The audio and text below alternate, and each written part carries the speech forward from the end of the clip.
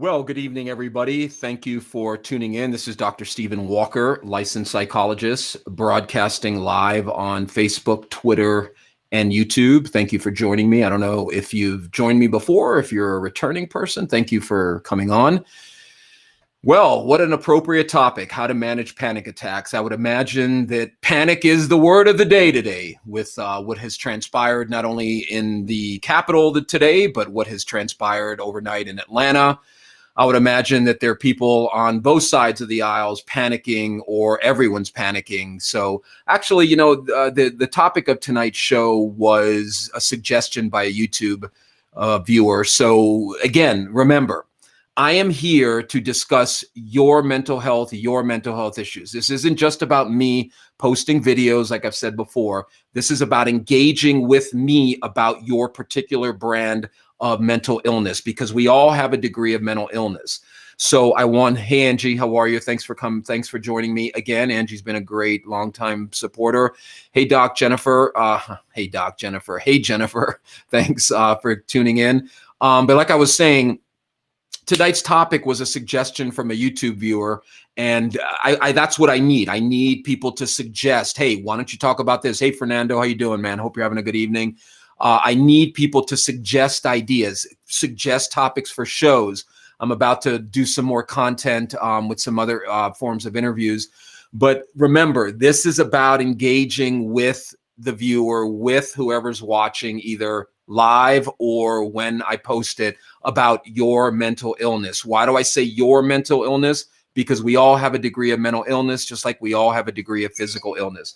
I know those of you who have been viewers of the live stream for a while are used to hearing that, but we're getting a lot more viewers. Our subscribers are jumping up big time on YouTube, which is great. We're over 1,000 now. So I guess a lot of people are beginning to understand that there's nothing wrong with talking about mental illness and mental health, because we all have a degree with it, a degree of mental illness. So hey, Samantha, how are you? And again, let me say to other people, when I'm not on live, I do apologize for that. There are things that pop up in my life. Monday night, we had a bit of a family emergency that I had to attend to. So I do apologize if some nights I'm not on. I do my best during the week to come on and interact with everybody. So I appreciate the understanding if I'm not able to log on. But I am going to try to log on. I'm going to play around with some times and see if an earlier time works better for people on the East Coast. So anyway, but let's get into panic attacks. Let's get into the idea of what is a panic attack. So a panic attack, and again, remember, anybody has something on their mind that they want to talk about. Anybody has something that is troubling them. They want to talk about the events of today. Take me wherever you want to go. This isn't about me coming on live and just talking about mental health issues, which is important, of course, but this is the whole concept of this live stream is to get feedback from the viewer about what is going on in their life. So if someone's struggling with something, feel free to ask any question. I don't know if anybody's watching has panic attacks, but let's get into that. So a panic attack is a little different than generalized just worry and anxiety. A panic attack is when you have a certain constellation of physical symptoms associated with an internal state of mind. That can also be an external state. So you could be panicking about, chaos in the streets coming in the next few weeks. You could be panicking about losing your, if you're on the conservative side, losing the majority in government and what that's going to look like. Okay, Wendy's saying, hey, Wendy, the events of today triggered an anxiety attack. Okay, talk about that, Wendy. What was that like for you? What were you feeling? But that's exactly what I'm talking about. So generally, panic attack is a heightened level of anxiety where you feel like oh God, I was with a friend of mine in Europe many years ago, and he had a panic attack and he had to go to the hospital because he thought he was going to have a heart attack. Why? Because he had a certain belief system going on in his head that said he was about to die. So a panic attack is a heightened level of anxiety where you genuinely feel like you're going to die. There's something physically wrong with your body. You're having a set of your neurotransmitters are flooding you with fight or flight responses based a lot of times on internal states that you're feeling. Think about the word panic attack. You're having an attack of panic. We all know what panic. Hey, Melissa, how are you? Good to see you again. We all know what anxiety and panic is like. We all feel that, myself included. There are moments where you have, worries or uncontrollable worries, and they start spinning out. So we're going to talk about ways to manage the panic attacks. Okay. So remember, if you guys know, we both know I have panic attacks, right? Yeah, we do, Melissa. And, Melissa, feel free to jump in. And again, anybody, you saw with our show last week, exactly, Samantha saying it mimics heart attacks. When I had Rasmus on from overseas, anybody wants to come on, anybody wants to join me live and talk about what their panic attacks are, what it's like for them to be experiencing whatever degree of mental illness or mental health or ideas, please let me know. I can shoot you a link. You can log on live and we can engage with each other. Because again, remember, these live streams are for you. This is about you, your time to talk about your mental illness, your mental health, whatever issue is troubling you. We all have that. Wendy is saying, my mother was anxious and felt vulnerable in watching the news. Exactly. That is a lot of what's going on. Just watching the events of today, I mean, that could elicit any kind of panic response. So what's rule number one, if anyone's watched this show? The it's okay pill. The it's okay pill is Wendy, Samantha, Melissa, Fernando, anybody experiencing panic saying to themselves, it's okay that I'm feeling this. It's okay that I'm having this attack. It's okay that I'm feeling these symptoms. Now, why is that important? Like I said before, I've been doing this for over 20 years. 9 times, if not 10 times out of 10, I've heard this from clients struggling with panic. I hate my effing panic attack. I hate that I feel this way. So what they're doing is they're experiencing a profoundly negative feeling, which is panic, and they're adding hate to it. They're saying, I hate how I feel. And hating how you feel is a recipe for amping up how you're feeling. Now, am I saying to love how you're feeling? Of course not. Oh, again, everybody, please share this on your timeline. If you're watching this live, please help me get the word out about how important mental health and talking about mental health is. Hating how you feel is going to ignite and add more negative emotion. So am I saying to love how you feel? Oh, gee, I love feeling like I'm dying. I love these. Of course not. But in between love and hating how you feel is the middle neutral ground of acceptance, accepting how you feel, saying it's okay that I'm feeling like that. That is step number one. So let me get to some comments here. They're pouring in, which is beautiful. Jennifer saying, I had full-on paramedics come to my apartment, police, firefighters, ambulances. Scary. Sorry to hear that, Jennifer. Maybe you can talk a little bit about that. What was that like? Again, guys, it would be great if I could have somebody come on live and talk about what's going on, because the engagement, like you saw me with Rasmus, is an important part of the healing process, talking it out. So Jennifer, what I would say to you is, it's okay that paramedics came and police came and firefighters, because I'm sure part of you is like, oh God, I'm so pathetic. I can't believe and you're just savaging and beating up yourself. So first thing is to say to yourself, it's okay. With Jennifer, what I would ask you is, what was going on internally to you?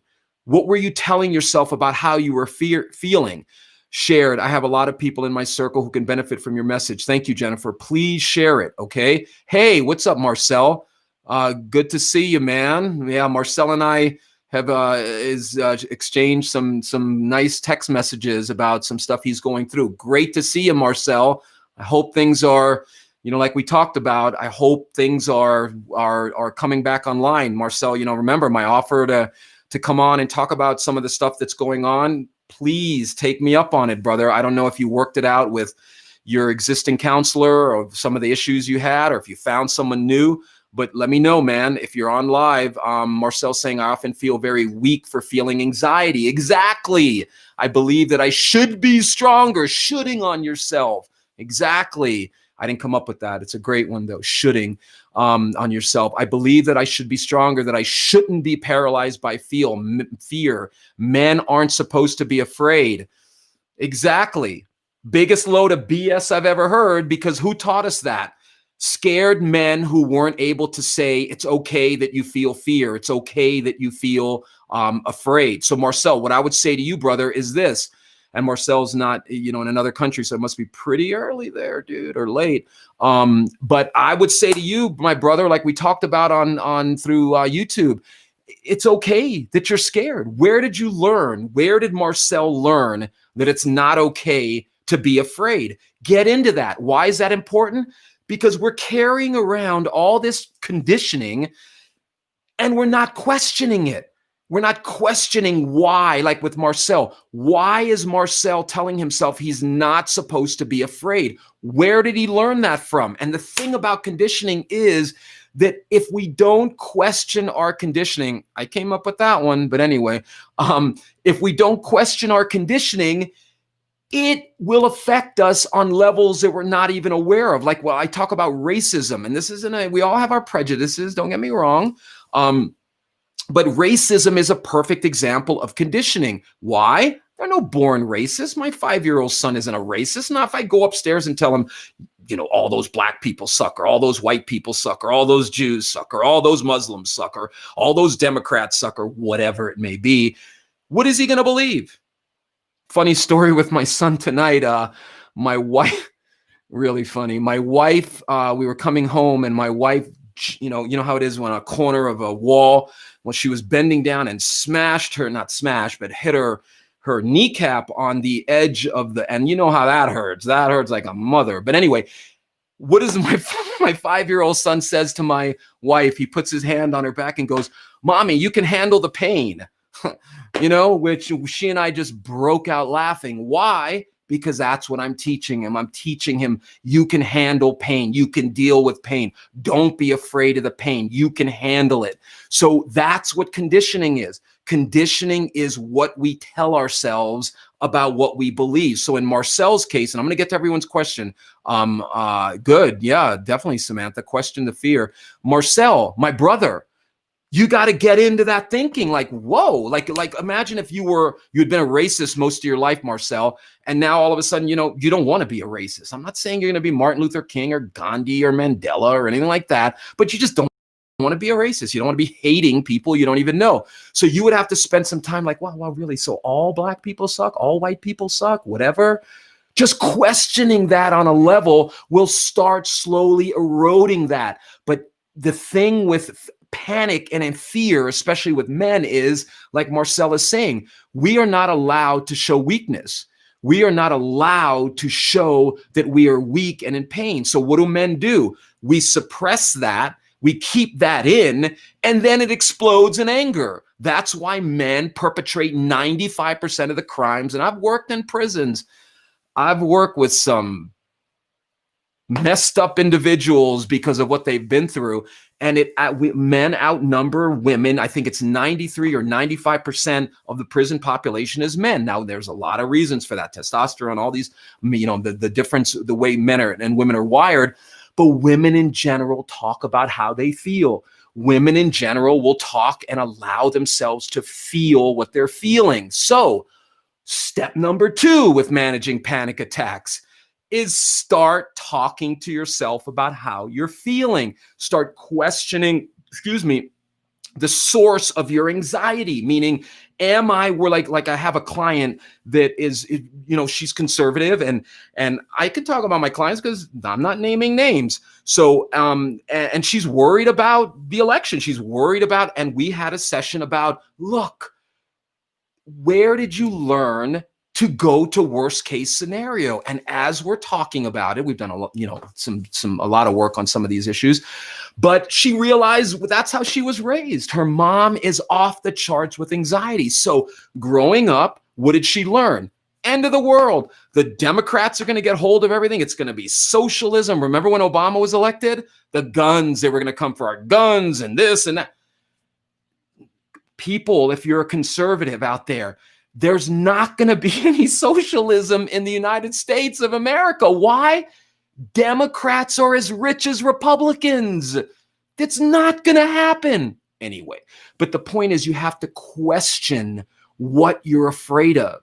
So Marcel, my brother, from another mother. You've got to get into and say to yourself, it's okay that I feel very weak.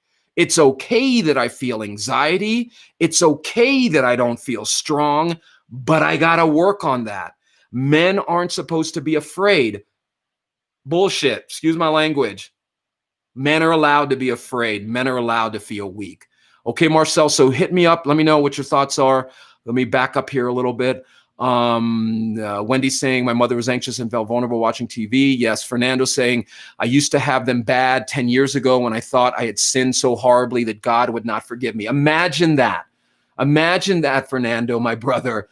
All loving God. Remember what we're taught I'm recovering Catholic, meaning I was forced to go to church and forced to go to Catholic school. I believe in a God. Religion, that's a whole nother issue. But right, exactly. Imagine that. So Fernando's saying that he used to have bad panic attacks for 10 years or 10 years ago because he thought he had sinned so horribly that God would not forgive me. And all loving, all forgiving God will not forgive you. Exactly. So what I'm guessing, Fernando, and I'll scroll down here, see if you followed up, but I'm guessing that, Fernando, one of the things that happened one of the things that helped you with your panic is maybe realizing that God is all forgiving. God is an all forgiving God. And it's me. I learned from some human being that God is a vengeful God that is just waiting to punish us and waiting. We're born with original sin and we're sinners. And so, Fernando, exactly. I hope that you realize that God is an all-forgiving God. And does that mean let's go out and kill people and God will forgive us? That's not what it means. It means atoning for our sins, forgiving ourselves, and working through it. Okay, I genuinely believe God is a lot cooler than we give God credit for. So Angie's saying, uncontrollable shaking, can't breathe, intense pain all over my body. Often when it's over, I'll have cut myself badly. Ouch, that's not, that can't feel good, Angie. I'll be in a different place, have no idea what's going on. Very disconcerting, I would imagine. And Angie and I have talked and we've shared a few thoughts. Angie, we got to get you in a situation that you can work through some of this trauma that's fueling that. It's just pumping out like an infection. Like I got these cuts all over my hand and all of this. But if I don't treat them, they start infecting me. They start pumping out infection into my bloodstream. Unhealed emotional wounds do the exact same thing, people. Okay, they pump out infection. Number one way to work on your emotional wounds is to talk it out. Talk it out, expose yourself through it over time with somebody trained to do it. Reading books, podcasts, seminars, all good. But that's just listening. You're just listening.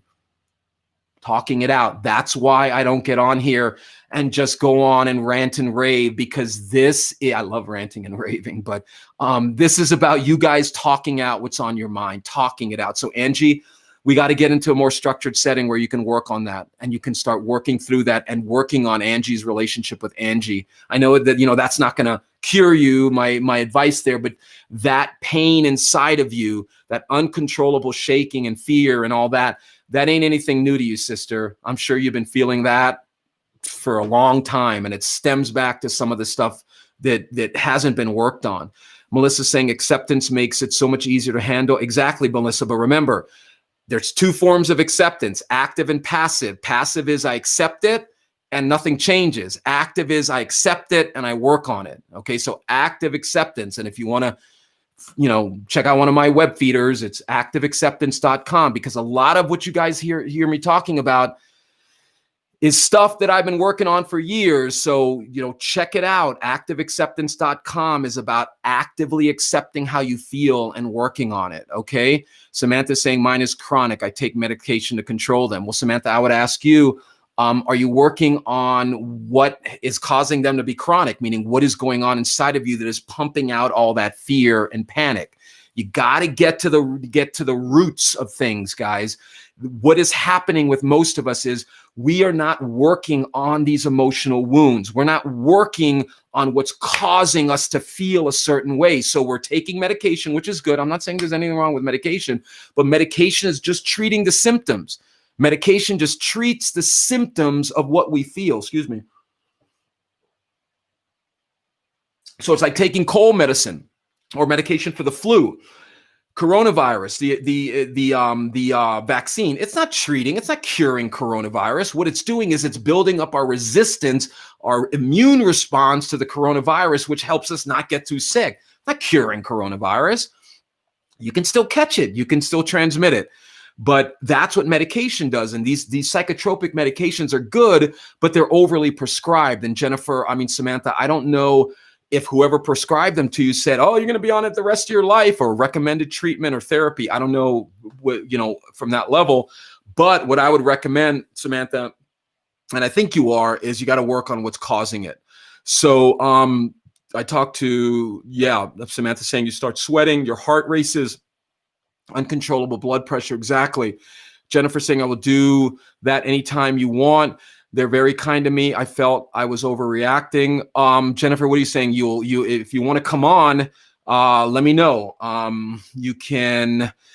Let me. I'll figure out a way. But send me a message through Facebook, Jennifer, if you want to come on and we can talk about this live. Because there's nothing wrong with this. If I was a cardiologist or a dentist or any other gist you can imagine, or ist for that matter, people wouldn't be like, yeah, I'll come on, I'll talk about my heart pain or my knee pain or my no hair or whatever. People need to start looking at their mental health and their mental issues exactly like that. There's nothing wrong with it. There's nothing to be ashamed of. Why? Everybody has a degree of mental illness, people. Think in your mind. Well, where else do you think? But you know what I'm saying. Think about anybody you know, friends, family, coworkers, whoever, who doesn't have issues, who does not have a degree of mental health, mental illness, excuse me. So Jennifer, if you'd like to come on, sure, send me a message through Facebook. I'll shoot you a link. We'll do a pre-interview, get an idea of what you want to talk about, and we'll talk about it, okay? Melissa's asking, had you ever had a panic attack before? Okay. Yes, but it was the worst. Men are allowed to be scared. Exactly, Melissa.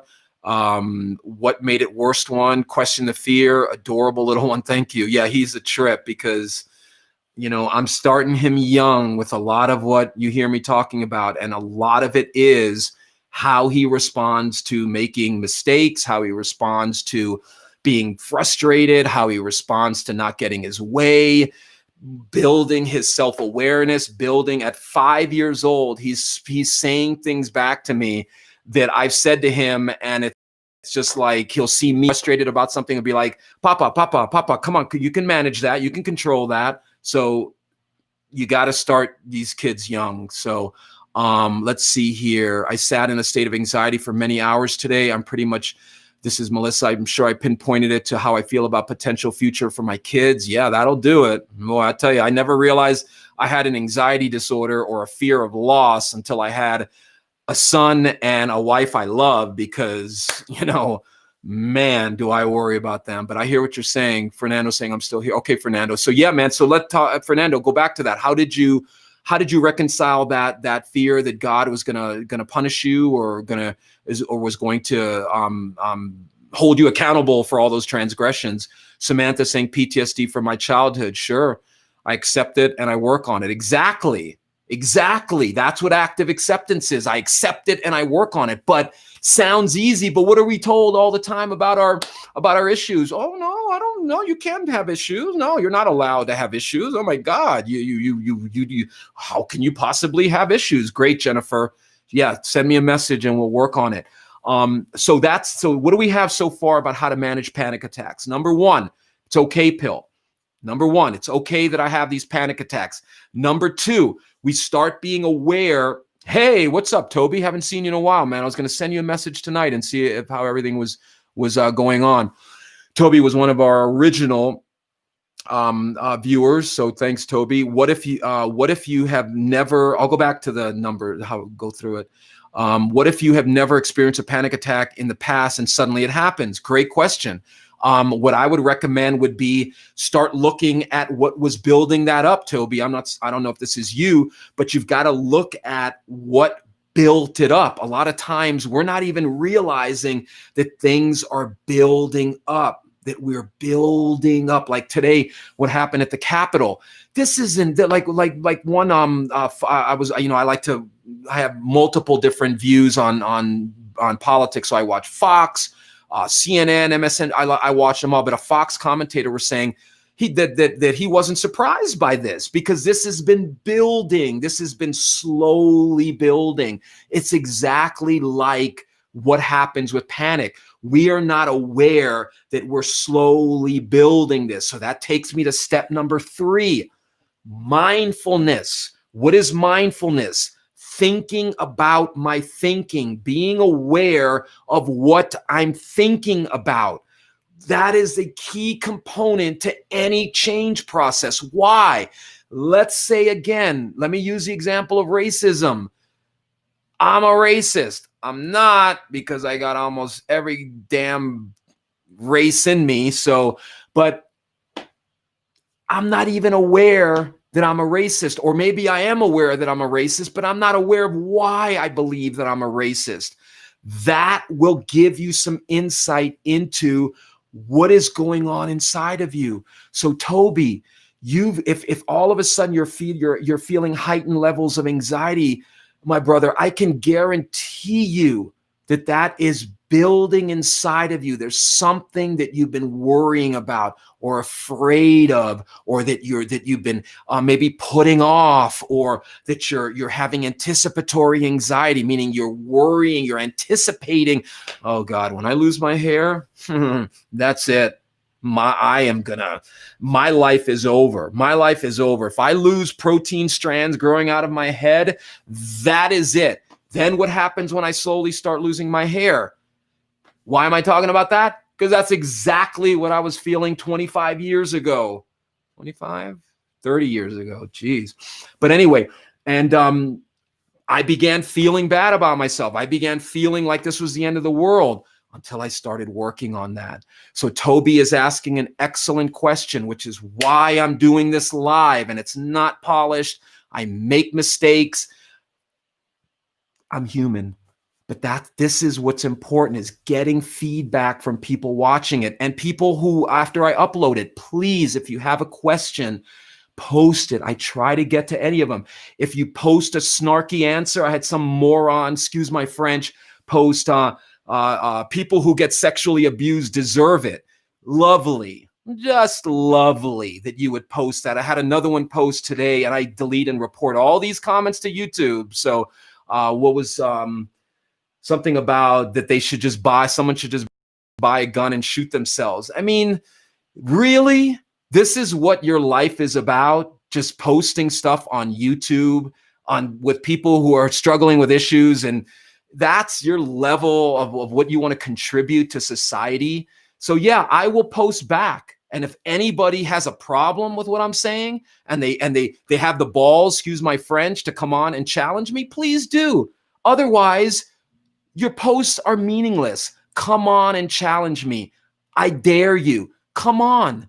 We'll have a meaningful exchange.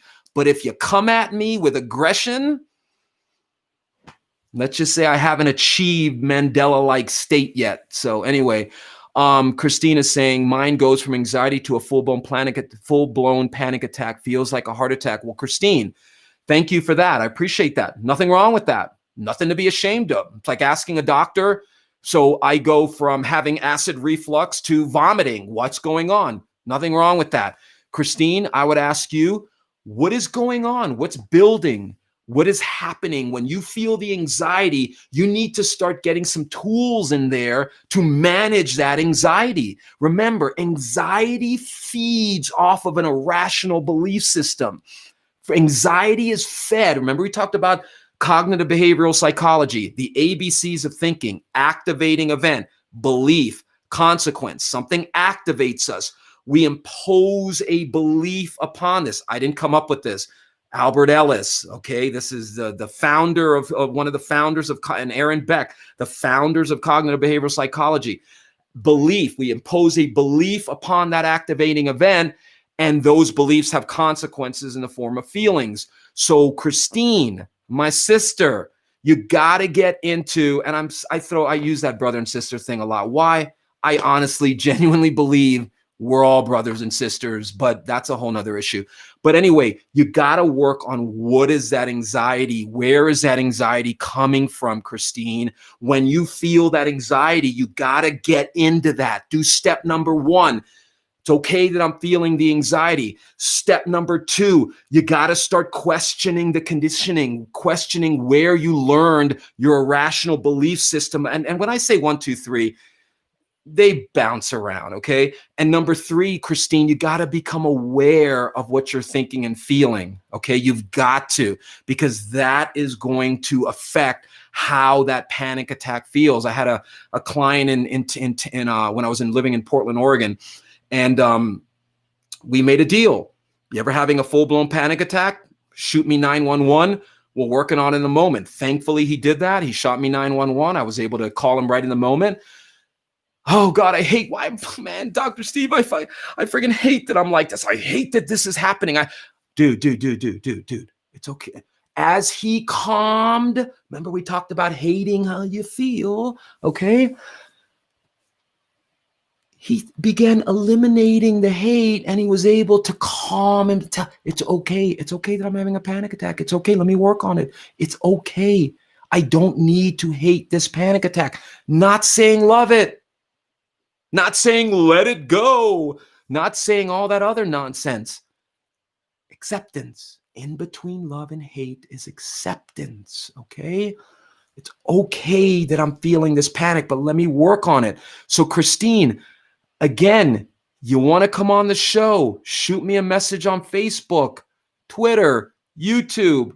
I'll shoot you a link, do a pre-interview. We can do it live, work on some of these faulty beliefs, because I guarantee you one thing, Christine, there's something going on inside of you that when you feel panic or anxiety, let's start with the anxiety, because it starts with anxiety and then goes to full-blown panic attack. There's something going on with your anxiety that you're not dealing with in the moment. There's an irrational belief system that's pumping out these belief systems in you that you're not even aware of yet, that you need to start working on in the moment. Because if you don't, guess what happens, Christine? It goes into full-blown panic, and then the forest fire's burning down. And remember, hell of a lot easier to prevent a fire than put out a fire. Not impossible, but it's a lot easier to do what I call preventative psychology than actually putting out the fire. So yeah, let me know how that goes, Christine. Melissa's saying, speaking on anxiety and panic, Doc, can you speak on the difference between the different ways these issues can present themselves in individuals? How can someone be more aware of the inside of themselves leading to these outward behavioral expressions? Excellent question. Excellent question. So let's break that down a little bit. Let me see how many more questions I have here. Okay, unfortunately, I'm not going to be able to get into this too deeply, Melissa, but what I would say to you is this. So let me take the last part of that, because the first part of that that's a deep question. I could do a whole show on that. Can you speak on the different ways these issues present themselves in individuals? They present themselves, panic and anxiety, guys, presents itself in hundreds of ways, because what happens is anxiety gets rooted into us. And then let's say you have social anxiety. So you don't like having social anxiety. So what do? You could do a bunch of things, but let's take the top 2. One is, well, not top 2, but the one of the 2 is you amp it up. Hey, I'm the life of the party. Hey, everybody. Hey, so you're the guy or the woman who is just on fire. You're just blah, blah, blah, blah. So you're compensating for that anxiety by amping it up, by needing to be the life of the party. Let's go to the opposite end of the spectrum. You have social anxiety and you don't go out. You don't deal with people. You don't go to social situations. So people look at you as, Melissa is too good for us. Oh, she doesn't like, when people don't realize that it's panic, it's anxiety. So that's just 2. And like I said, that's a great question. Maybe I should do a little longer show on that. How can someone be more aware of the conflict inside of themselves leading to these outward behavioral expressions? Well, Melissa, you know what I'm going to say. Talk that, try not to curse too much. Talk that stuff out. Get into a situation where you can talk about it. You're on the right road. What is the conflict inside of me? Why am I in conflict with myself? Why? What's going on with me? Like, let's say somebody has a sexual dysfunction or sexual confusion. They don't want to deal with that. They don't want to think about that, but that's causing problems in their life. So talking things out, mindfulness, thinking about my thinking, being aware of what I'm thinking is one of the keys to behavioral change, guys. You've got to be aware of what you're thinking and feeling in order to work on it. You've got to be aware of that. Okay. So Melissa, great question. You want to come on and we can exchange on that? Let me know. Angie saying it's so good to be with people who can make mistakes and accept that in themselves and others. Exactly, Angie. Why is that good? Because it feels good. It feels good when you can say it's okay that I made this mistake, but I got to work on that. I got to be okay with that. And Angie, you and I both know where you learned that Angie was not allowed to make mistakes. You know where you learned that. It's learned behavior, guys.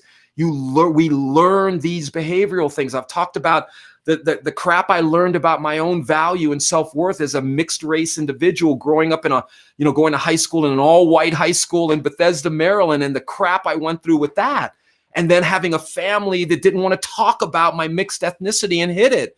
And it's only after I found out, dude, after my grandfather, my black grandfather, who now he was more, he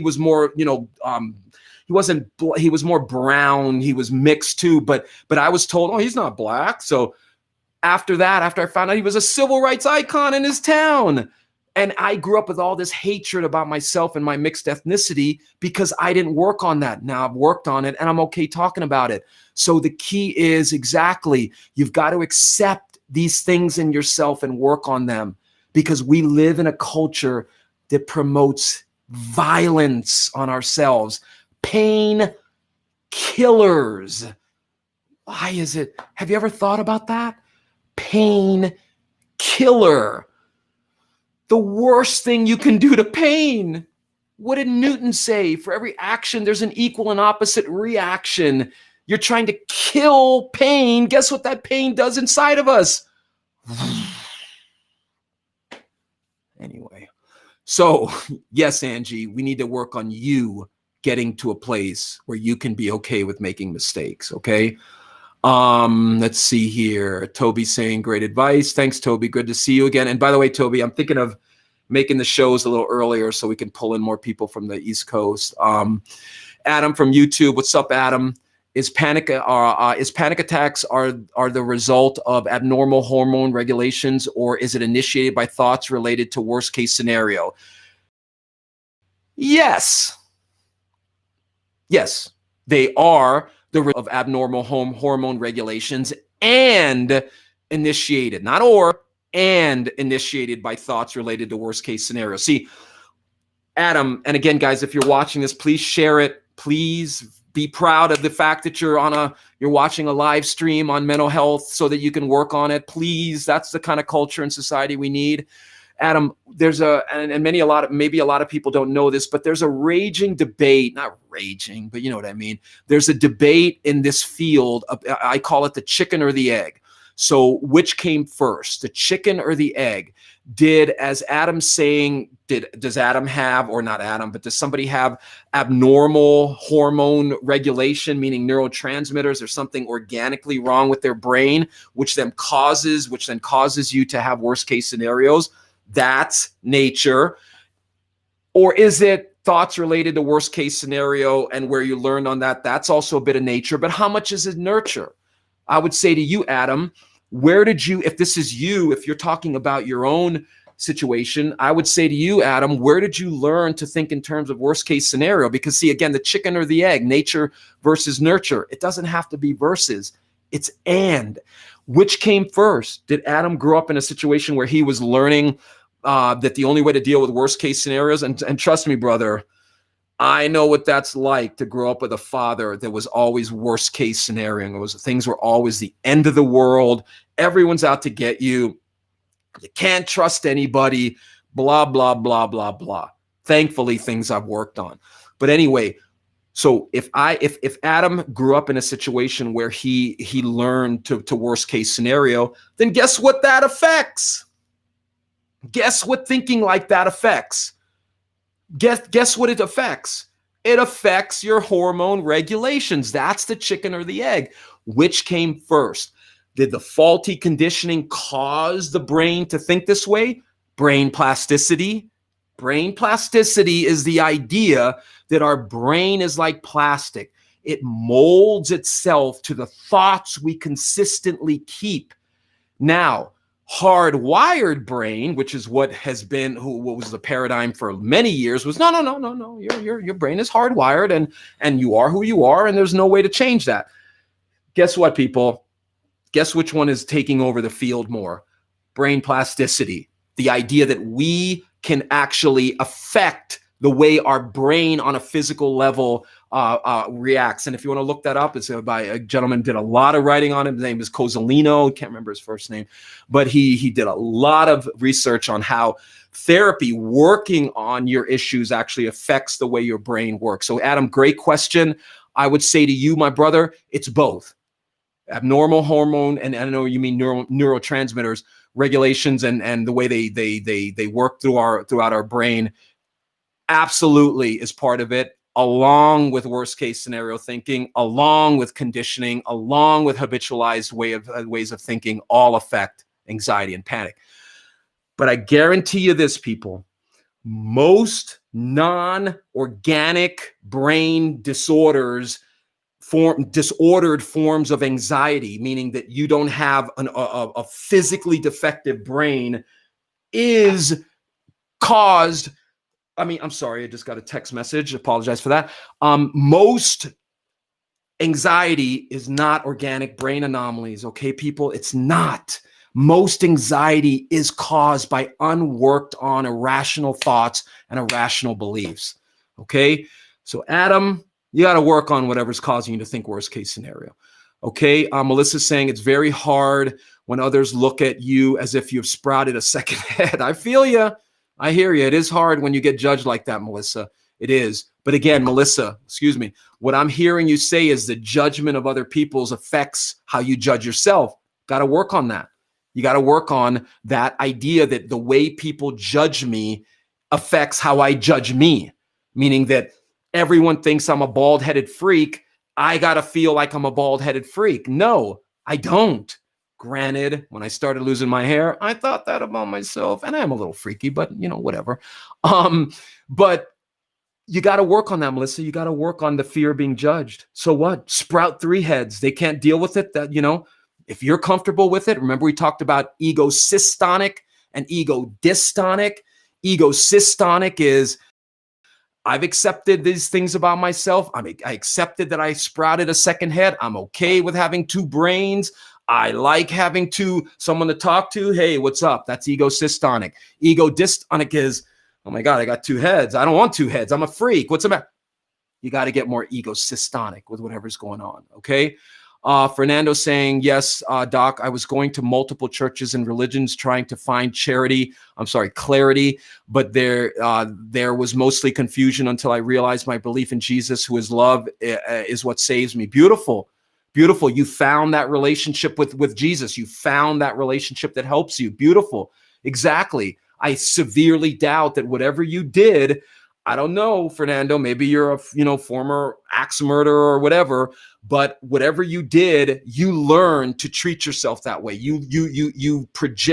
We project our relationship of what God is based on how we were raised. So if we were raised by a castigating father, mother, whatever it is, guess what we're going to believe God is.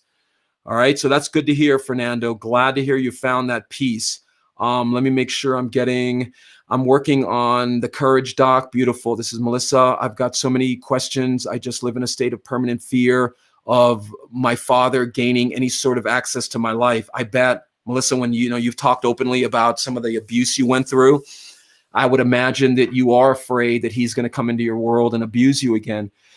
But Melissa, what I would say to you, as I empathize with that, because I've worked with many victims of, and yes, I say victims because there's nothing wrong with the fact that you were victimized. I mean, you know what I mean by nothing wrong with that, but I'm saying that there's nothing wrong with the word victim. Staying a victim, that's a whole nother story. But I would imagine that you do live in a lot of fear of that, because feeling that if he gains access to your life again, he's going to be able to affect you the way he did when he was younger. That would be something I would target in on with you, Melissa, if we were working together. And again, this isn't an infomercial to work with me. I'm just saying that if you were working on that, you got to work on that belief that if my father gains access to my life, I can't handle that. That's going to crush me. That's going to kill me. I can't deal with that. That's the belief system you're believing about that event. And you got to work on that. Melissa, keep hitting this mic, sorry. But now I've spit. Well, human, live. Anyway, you got to work on that. You got to work on that belief system that tells you you can't handle your father having access to you again. You can't handle that he has the ability to crush you and hurt you again. You got to work on that. Love to have you come on and talk about some of this. We can go at whatever pace you want. Which question from Adam is Fernando loving? Great. Did I miss a question from Adam that everyone's loving? Let me go back here. Oh, Adam, right. Yeah, I got to Adam. Yeah, Adam, that was a great question, man. Let's see. Just want to make sure. Author Toby saying, is this in line with psychosomatic illnesses? Absolutely. They're not called psychosomatic illnesses anymore, but those of you that are more conversion disorders. But psychosomatic is the idea that something psychological, soma, body, gets into my body and I start having an illness that's why they're called a lot now conversion disorders. But basically you convert a psychological issue into a physical disorder. So yes, absolutely. Intense forms of panic and anxiety can lead to conversion disorders. Absolutely. Absolutely. Okay. What I would recommend, if anyone is having physical symptoms about anything, take some time to get into the psychology. Take some time to get into what is this? Why am I, I have pains in my genitalia and I was sexually abused or whatever. It could be trauma induced, guys. It could definitely, not all. No, I'm not saying physical illness is all, but again, physical pain, the way we deal with it can affect that physical pain. That's called the gate theory of pain. Look it up. Gate theory of pain.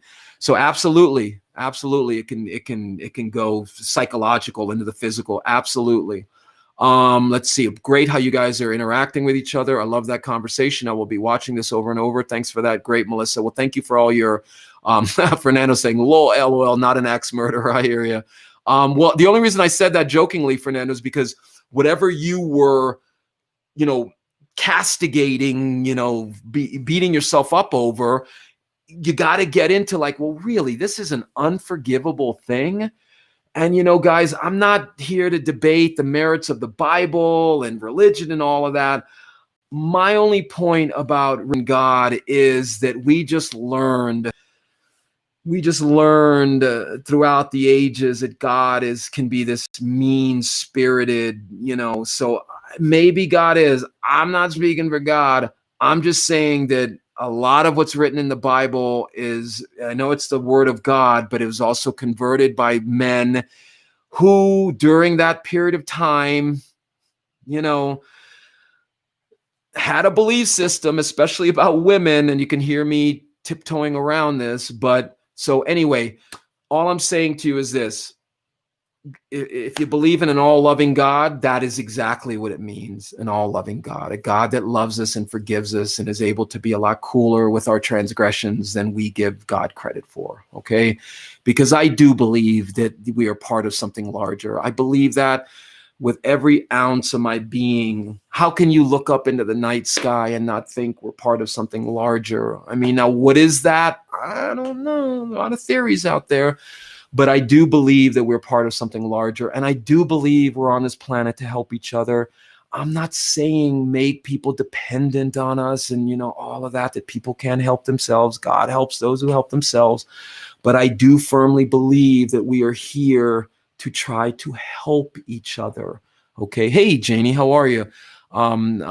Janie's probably just getting off a long shift treating COVID patients. So let's hear it for Janie. Thank you, frontline worker, Janie. Hello, doc. I suffer from anxiety and panic attacks. I'm always so hypervigilant. I hate that. I am so jumpy. See, Janie, you just threw me a softball, sister. I hate that I am so jumpy. I don't know if you caught the early part of the show, Janie, sorry, but hating that you're jumpy. Remember, so it's okay. So here's Janie's panic. Okay. Positive or negative, Janie? Obviously negative. Here's hate. Positive or negative?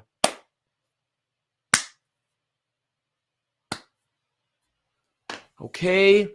I'm not saying to love being jumpy, Janie. Jumpy Janie. That's funny. Sorry.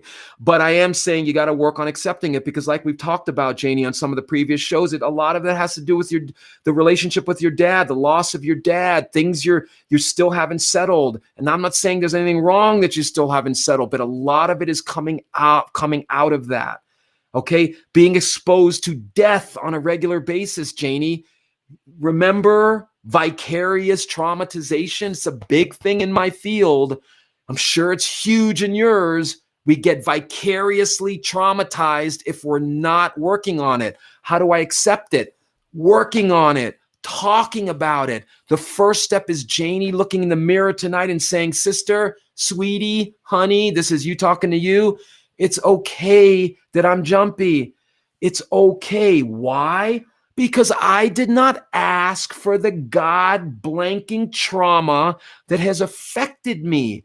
I didn't ask to have this pandemic affecting me. I didn't ask for any of this. So if I didn't ask for it, that means I can't hate myself for being affected by it. So the first step is massive doses of the It's Okay pill. It's okay that I'm jumpy. It's okay that I'm hypervigilant. But remember, two forms of acceptance: passive acceptance, active. Passive is, oh, I accept it, so I'm always going to be jumpy Janie. I'm always going to be hypervigilant Janie. Passive acceptance. Active acceptance. It's okay that I have hypervigilance. It's okay that this trauma is still affecting me, but I got to work on that. I've got to work on it. And a lot of it has to do with Janie's relationship with Janie. And we've talked about this. And I know, I'm not saying we've talked about it like, what's the matter with you? It's still affecting you. I'm not saying that. I'm saying we've talked about it before. One of the main things that prevents Janie from working on these internal traumas is she probably can't deal with any more pain right now. With everything that's going on in your life, you don't want to maybe take on more getting into some of this trauma. And I get that. But guys, you got to figure out a way to do it. You got to. Yeah, right. The Mose from Twitter saying Lexapro. Yeah. Well, again, Mose, Lexapro is good. But remember, Lexapro was never intended to be to have such widespread use. Never. Why was it not intended to have such widespread use? The Moz, because it was never tested for that. Show me the longitudinal studies that were conducted on Lexapro before it was released. What's a longitudinal study? A longitudinal study is where they study for a long period of time how medication affects people over a long period of time. None of that was done. Lexapro was originally intended for for really intense people with seizures. Now it's prescribed for everything. So yes, if you're on any kind of psychotropic medication, nothing wrong with that. But you got to deal with why you need the medication. So Janie is saying, people at work intentionally try to scare me just to see me scream and jump out of my skin. Oh man, I don't know why people do that crap.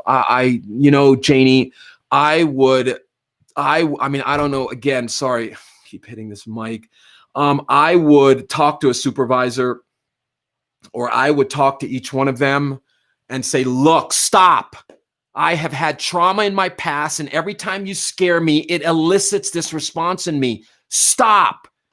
And if you have to get strong about it, tell them you're going to file a grievance for harassment because you are a traumatized individual. They shouldn't be doing that. They should not be doing that. But I know you work on a team. You don't want to be the one. I get it. But talk to them. If there's one person in particular, Janie, that is doing it, take them aside. Say, look, I had this trauma. I had this trauma. I had this trauma. Every time you do that, It really messes me up. Can you please effing stop? I don't know why people love to see people suffer.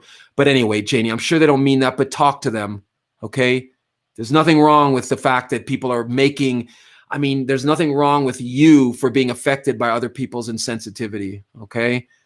And that's a whole nother conversation. This I don't give an F mentality that's growing. I don't give two Fs. I don't give two Fs. Completely the wrong direction we need to be going in as a culture. Completely the wrong direction. Okay, so everyone's replying to, so why is it prescribed? Great question, Maz. Great question. It's prescribed by people who have no mental health training a lot of times. It's prescribed by people who have no other tools to offer people struggling with why they need Lexapro. So they say, take this.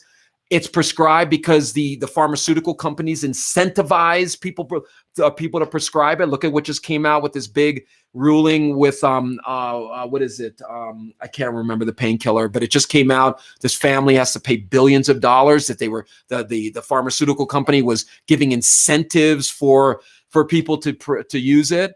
So it worked for me, but I want to stop using it. Okay, great. I'm not saying it doesn't work. If I go smoke some weed or drink a 6-pack, guess what? I feel better. I feel that dopamine in my head.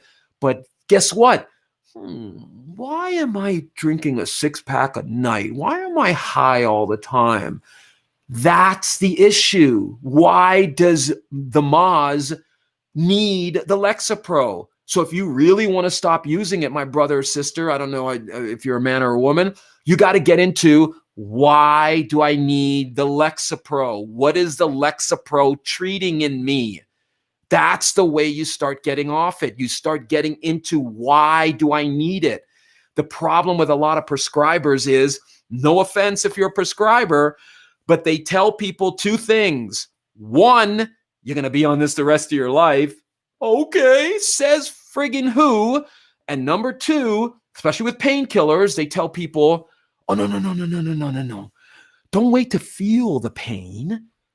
Take it before you feel it. Now think of that. Think of telling people, and I'm sorry I get worked up by this, because if you guys, like with Janie, if you've been in this field so long and seen how these pharmaceuticals have affected people, you'd know why I get passionate about this. But think about that, telling somebody to take a painkiller before you feel the pain. Think about that. Does that make any friggin' sense? You need to feel the pain to know how intense the pain is so you can regulate how much of the medication you're taking. Sorry. So that's why they're prescribed. And people get addicted. Families get torn apart through no fault of the person. A lot of times they're just trying to deal with something that's happened to them, and the next thing addicted to a medication that they could have managed it with a lower dose.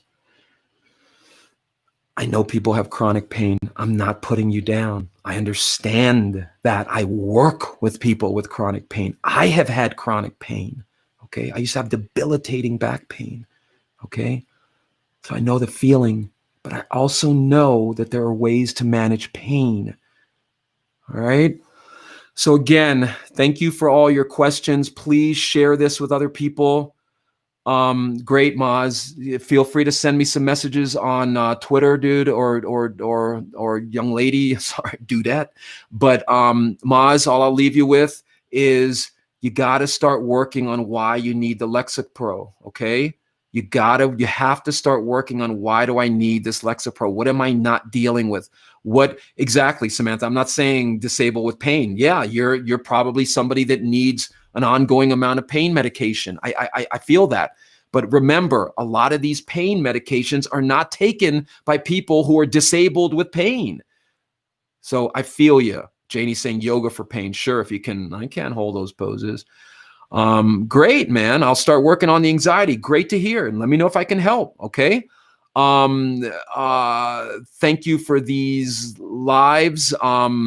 Okay. Thanks, Bracy. I don't know really. I appreciate them. Okay, thank you. Well, we appreciate you too. So, all right, guys, got to log off. An hour is kind of a lot. At least that's what the feedback I'm getting from people on Twitter, that they wish some of these were shorter. But I'm sorry, on YouTube. And again, please, please, please, we just hit 1,000 subscribers on YouTube. Please subscribe to the channel. Why? Because YouTube will promote and put videos that more people watch higher and higher. What does that do? It makes me lots of money so I can quit. No, it gets people more aware of mental health and mental illness related topics, okay? I'm not quitting this. I love what I do. I love working with people one-on-one. I love doing these. I wish I could do it every night. My wife would probably divorce me, but I wish so please like our Facebook page, subscribe on YouTube, okay? All right, guys, we'll all be on again Friday night. If anybody wants to come on and work on this live, please send me a message on YouTube or Facebook or Twitter, and there's another screen will pop up. If 2 or 3 people want to come on, we can have something live with a group. If everybody wants to come on live, I think I can support, I don't know, 20 or 25 people at once. But anyway, the point is, we need to normalize conversations about mental health and mental illness the way we talk about any other form of mental illness. We have to start talking about it. Why? Because our inner world is affecting our outer world. Look at what happened in the Capitol today. There's a whole group of people that are thoroughly convinced that this election was stolen. Thoroughly. So what happens? Oh, and that's that inner world fueling the outer behavior. I'm not saying they're wrong. If somebody shows me that there's widespread voter fraud that caused Biden to get elected, I will be the first one saying we need another election. I'm not saying they're wrong, but there's no proof. Okay? I know there's anecdotal evidence, but anyway, the point is our inner world, not no proof. I'm not saying there's no proof. I'm saying that there's not proof to the degree. But anyway, it's a whole nother, I just opened a can of worms. Anyway, inner world is affecting our outer world. Okay? We need to work on it. We need to work on what is fueling our inner world that is causing us to have these outer world problems. Okay? So please share this. Please come on. Anyone has an idea for a show? Tonight's show was on panic attacks. So let's run it through real quick. 1, it's okay how I feel. 2, 2 and 3 are kind of interchangeable, but 2 and 3, get into the whys, the conditioning. Why am I thinking like this? 3, mindful. Be aware of what you're thinking. And there's 5, 6, 7, 8, 9, 10, 11, 12, 13, 14, 15. Okay, those are the top 3 that I could get to tonight. All right. See you on Friday night. Anybody has any ideas for a show or a topic, please keep them coming. These live streams are going to live or die based on participation from people. I am not here to just be another talking head on the internet. I'm here to engage with people about their mental health and mental illness, because we all have a degree of mental illness, just like we all have a degree of physical illness. Okay? Okay, guys. Thank you, Melissa. Thank you, Janie. Thank you, Bracy. Thank you, the Maz. Thank you. Let's see. Melissa, Angie. I said that already. Samantha. Fernando, my brother. Let's see who else. Go back down here. Everybody who asked a question earlier, we broke over 100 comments, so there are a lot to get to. But anyway, Adam, thank you, everybody. If you're watching this on Facebook or YouTube, please share it. All right, guys, I'll see you Friday night. Again, anybody wants to come on, shoot me a message and we'll get you on. All right? Be safe, please. Those of you who are experiencing heightened levels of panic about what's going on in the country, things will not be as bad as we think. The fear that we're feeling, a lot of times, if you trace it back, oh yeah, I did get raised thinking worst case scenario. Talk it through, guys. Anxiety is fed by faulty beliefs. Okay? I'll see you Friday night. Let me know if you're catching this after I upload it. Please make comments. If you make snarky, rude comments, I'm coming right back at you. Okay? Anybody that's putting down people who struggle with mental illness, you're going to get it right back at you. If you have the balls, excuse my frankness, to come on live and you want to challenge me, or if you want to just be a little coward and make snarky comments and then go away, that's your choice. Shoot me a message. You disagree with me? Come on. We're not going to fight, but I will engage with you if you engage with me on a civil level, I'll be the nicest guy in the world. You come at me like a hole. Well, we'll see. Anyway, thank you guys for watching. Please share this. I'll see you Friday night. Keep the ideas coming. Anybody wants to come on, let me know.